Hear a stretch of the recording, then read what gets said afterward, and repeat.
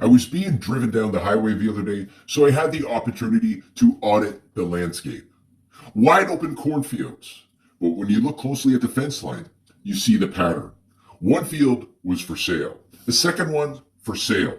A third one was marked sold.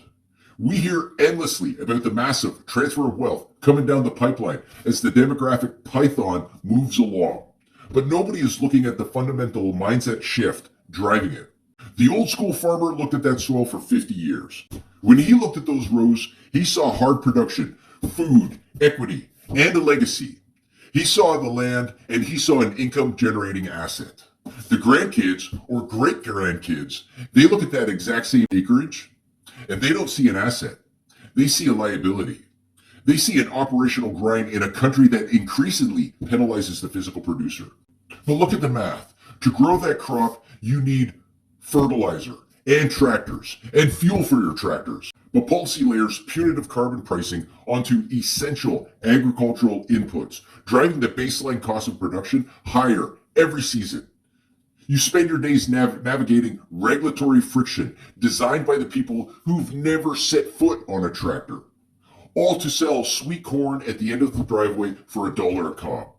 When the state deliberately inflates your operating costs and shrinks your margins to pennies, the balance sheet sends a clear message. Production is no longer rewarded. Then add the macro reality. Real estate values haven't just climbed. They've gone meteoric, shooting up like a rocket. And as the old saying goes, they aren't making any more land. When a single parcel of dirt is suddenly worth more as speculative real estate than 50 years of backbreaking harvests, the market makes the decision for you.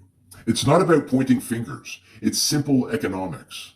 If working the family land guarantees high risk and zero margin, the rational move is to cash out the equity, sell the acreage to developers, and quite possibly find your way out of Canada altogether. Somehow, some way. When a nation makes property speculation more profitable than feeding its own people, capital exits the soil. That isn't abandonment. It's an economic eviction. Read the receipts. Notice the nuance. Recognize the risk.